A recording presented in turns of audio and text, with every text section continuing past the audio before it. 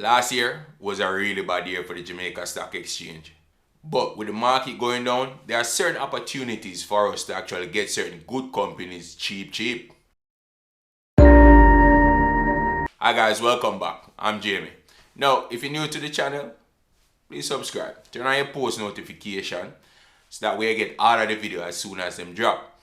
Now, if you want, you can also connect with me. I'm on social media. I'm on Instagram at @Radcliffe or Twitter at @Radcliffe2030. Today we're going to look at a couple companies that I think are some good prospects for the year going forward.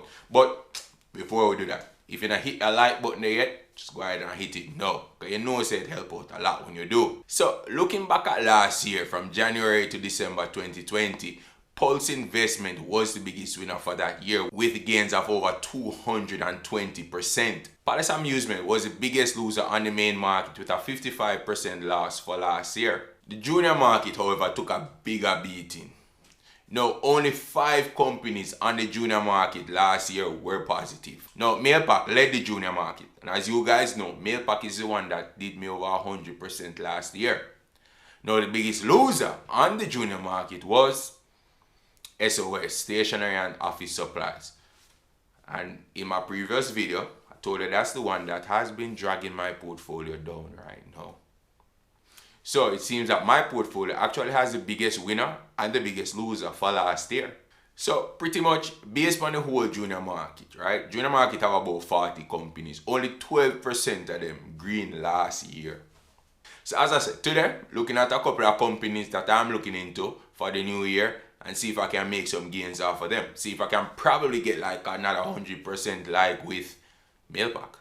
Now, the first company I'm looking at is actually Jamaica Teas, which even though they are a manufacturing company, I would more to say they are really an investment company, so to speak, because while Jamaica Tea does do manufacturing, they have a real estate arm. And not only a real estate arm, they're also connected to QWI because they're pretty much one of the founding members of QWI. And with how QWI has been performing, you can expect that Jamaica Tea's bottom line is going to take a huge hit because the price of the shares have gone down a whole heap for QWI. And being that Jamaica Tea's owns a lot of QWI shares, it going to translate to the bottom line in losses. But these losses are unrealized because them not sell the shares. So if QWI decide to go back up, Jamaica Tea's are going to go back up too.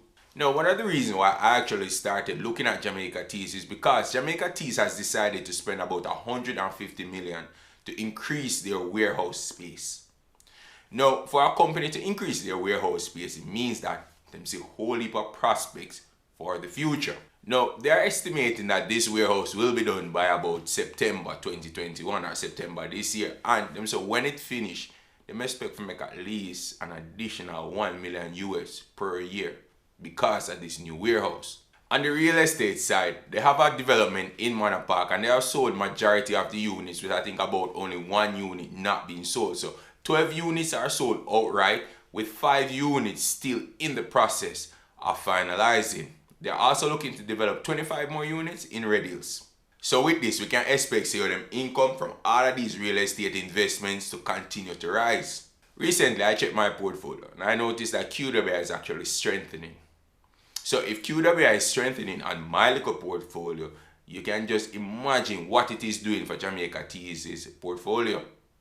The next thing I like with Jamaica Tea's, over 60% of them revenue coming from overseas. Now, with the new warehouse that they are planning to build out, we can even expect more gains from these exports because if you have more space, more than likely you're going to try to find new places where you can sell your goods, right? Jamaica Tea's right now is up almost 100% for the new year. Plus, they also did a stock split recently. And if you haven't yet watched my stock split video, I'm going to leave a link below. Or you can even check out click the link somewhere right here and just go ahead and watch that video. Now, unlike some companies that do a stock split and then pretty much flatline after that, Jamaica Tea's is going up. As I said before, them almost up 100% for the year alone. Now, this company is one that I actually like.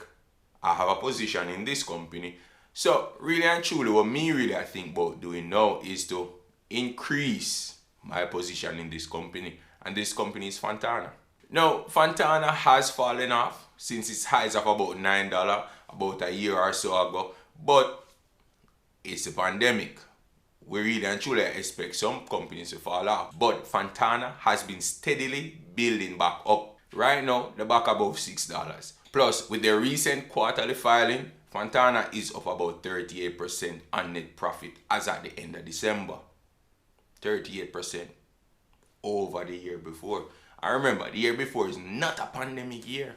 They also have raised their dividends. Now, Fontana paid out about $100 million in dividends last year. And they're actually thinking about raising it again. So, if you're buying Fontana based on dividends, you can look for more money right now. Recently, I read an article where they were interviewing the CEO for Fontana, and she was saying that they actually plan, if given the opportunity, to do COVID vaccines. Now, if it is that Fontana gets to do some of the COVID vaccines, this will be huge for the company. And based on where they are located island-wide, they would pretty much cover a good portion of the island. Remember, Fontana is in Kingston, Mobile, and Mandeville. So with all three locations, you would have a nice coverage of the island to get a sizable chunk out of the whole vaccine distribution, right? Now granted, the government actually has its own set of pharmacies, which are the drug serve pharmacies, which could do with the whole vaccine rollout. But let's be honest, can these pharmacies really manage the entire vaccine rollout plus their entire day-to-day duties and so on? Maybe not. But it's something that's worth looking into, because as I said, if they get the vaccine rollout under the belt as one of the private entities, it will be huge for Fontana as well. But all of this speculative right now. But as I said, if they were able to get it, it will be huge. And all of this is pretty much dependent on the fact that the government pharmacies are not able to fully or efficiently roll out the vaccine to the population of Jamaica. Now, Fontana still not really run like Jamaica Teas now, because it's only up about 2% for the year so far. But I believe moving forward, it will start picking up steam and we can make some more money out of Fontana for this year as well. Now, the next company I'm going to look on, it's not on the junior market, it's actually on the main market. And if you want to get technical, it's really and truly the market. And this is the Jamaica Stock Exchange. Now, I am looking at Jamaica Stock Exchange for one reason.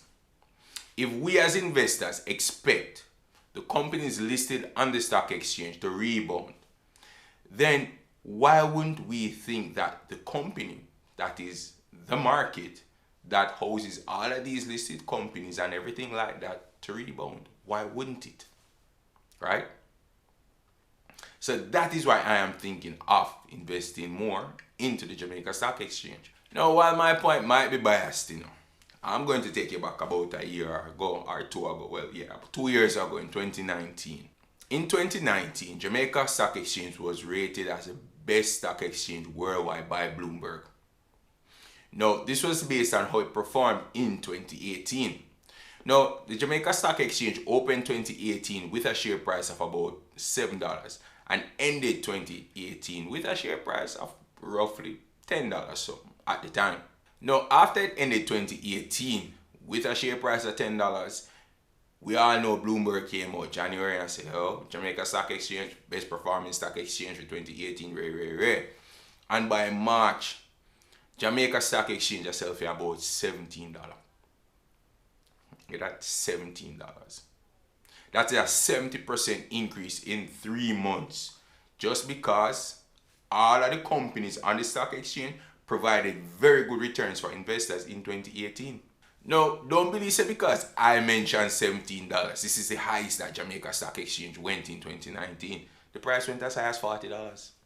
So you see, if you had bought your shares in Jamaica Stock Exchange in January for roughly $10 or a little bit below that, you're looking at a 300% increase that, So you would have made a boom $10 and cash out at $40. 300%. So we all know the price of memory. So it's not far-fetched to expect, say, oh, Jamaica Stock Exchange should go back or will go back in time to $40. The only problem is nobody knows when it will. But we have to look at the bright side. Right now, the price is still far away from the 2018 lows of like $7 and $10. Because right now it's self around $20. But we still have some ways to go before we get back to that $40 high that it traded for. Thanks for watching, guys. These are just a couple of companies that I am looking forward to investing in this year. But I'm looking for the best price point, the best entries into these companies. Let me know a couple of the companies that you guys are looking into and why you're looking into these companies for 2021. Now, if you reach here still, you're supposed to hit the like button already, but just in case, go ahead and hit that like button if you like the video so far, alright? And if you're not subscribed as yet, hit that subscribe button, turn on the post notification and all of that, alright? Now, as always, I'm not a licensed financial advisor, so before you do anything with your money, talk with your licensed financial advisor first, okay? So until next week, people, bye-bye.